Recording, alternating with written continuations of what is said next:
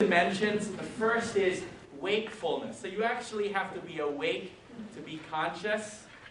Again, in an introductory freshman general biology class, sometimes this criteria doesn't even follow way at the back. So we've got wakefulness. It's the readiness to respond to stimuli. And so we're all awake here, God willing. Right?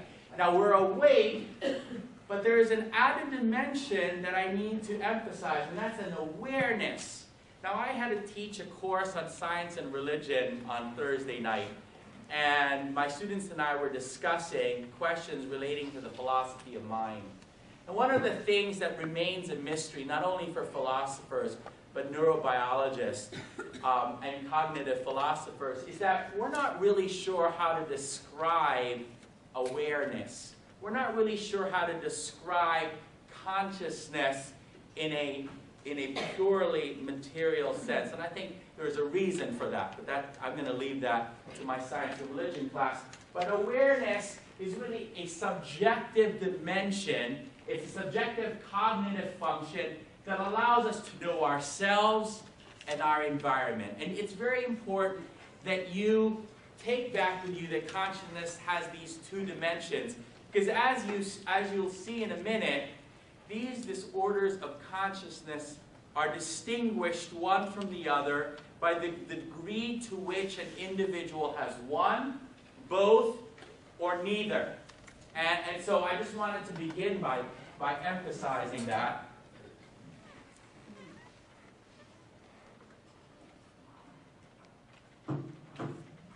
And so I took this chart. This is an amazing chart from a very recent review published in the Annual Reviews of Medicine by James Burnott. James Burnott is a neurobiologist, neuroscientist. He works at Dartmouth up in New Hampshire, and his area of expertise as a scholar is in the disorders of consciousness. And here he has a very helpful chart.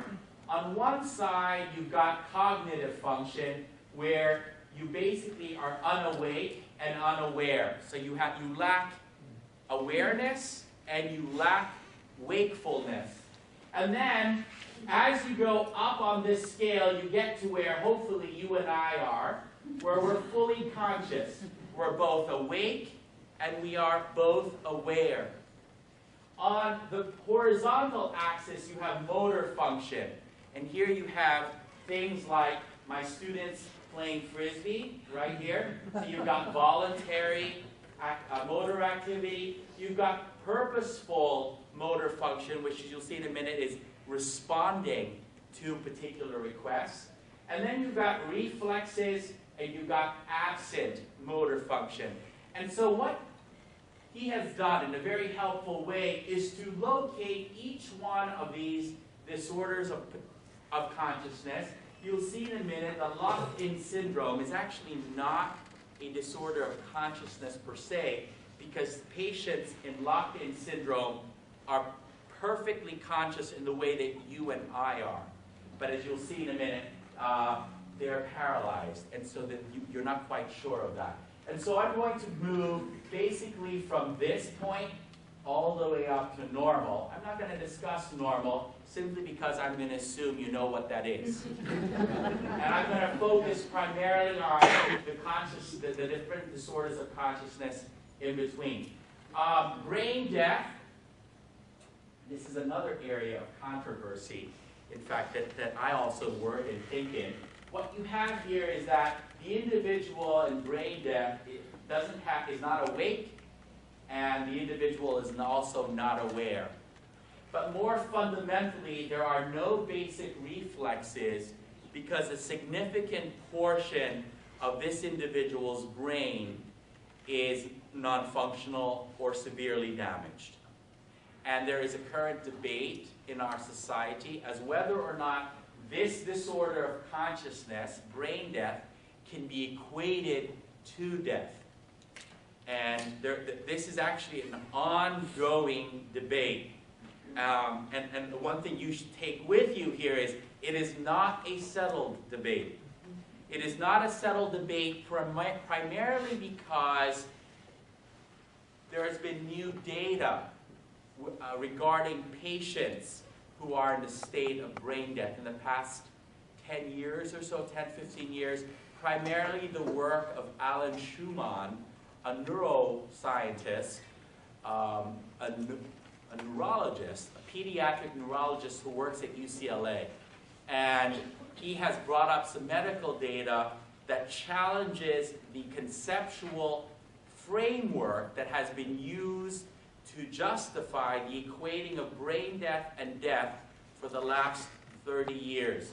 And so the President's Commission on Bioethics, not the current one, but the previous one, came up with a white paper which articulated some of the difficulties associated with the neurological criteria.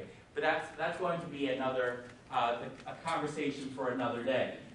So now we move from brain death to coma, and I'd like to make sure that you are aware that there's a difference between the two. Yes? Yeah. Mm-hmm. So, say for yourself, or if you want to speak for the church, what would we use as a criterion for death and not brain death? Oh, well, I'll speak for myself, and then I'll speak for the church. So in 2001, the Holy Father, John Paul II, in an address to an international congress in Rome, in fact, I was at that congress, basically said that given the current state of medical facts, that Catholics could be morally certain that brain death, that embracing the brain death criteria would not violate the dignity of the human person. However, since 2001, that medical consensus has changed. You see, so the Holy Father rightfully points out that from the Church's perspective, the Church basically speaks on faith and morals, and leaves questions of medicine or science to medical doctors and scientists. But we have to take what doctors and scientists say, and given what they've pointed out, we look at that with reason, and we ask, is it reasonable to conclude that brain death is death? And in 2001, there was suggestion that in fact would be a reasonable thing to conclude. However, in the intervening 10 years or so, there's been a challenge to not to the faith or moral question, but primarily to the science and the medicine that is used to support the brain death criteria. And I'm going to summarize another long conversation in a minute or two. From the classical tradition, death is equated to the loss of integration of the human body. That's how you know you're dead, because you're decomposing. And until recently, there was evidence that suggested that brain death individuals were actually in a state of disintegration. Which is why, given that an authentic anthropology would recognize death as the disintegration of the human being, since the science suggested there was disintegration, then in fact we could equate the two. Alan Schumann has actually identified cases of individuals. There's a boy named TK, those are his initials. And as he points out, TK became brain deaf around 5 or 6. And in Japan, he's a Japanese individual, now deceased actually, but his mother refused to turn off the machine. So she took him and cared for him herself in her living room. And she was able